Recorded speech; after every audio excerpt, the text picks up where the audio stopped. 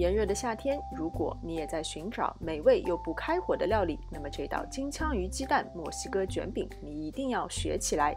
我用的是这个品牌的水浸金枪鱼，如果口味重的也可以选择油浸或者是其他风味。首先呢，我们要尽量把这个罐头金枪鱼里面的水分沥干，水分太多的话呢，接下来会很难操作。如果只做1人份50克的金枪鱼就足够了。加入一个煮至全熟了的水煮蛋，再加8克的洋葱碎，洋葱跟金枪鱼的味道是非常搭的。2克的盐，2克的糖和适量的现磨黑胡椒粉。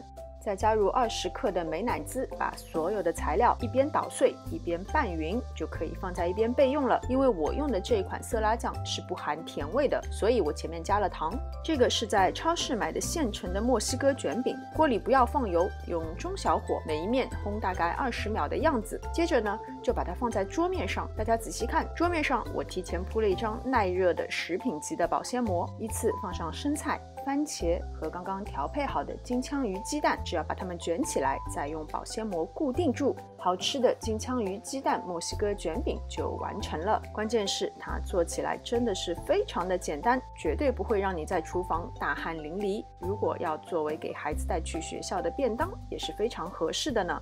好了，今天的视频就到这边，非常感谢大家的观看。喜欢我的视频，请记得点赞、分享和关注我的频道。我们下次再见。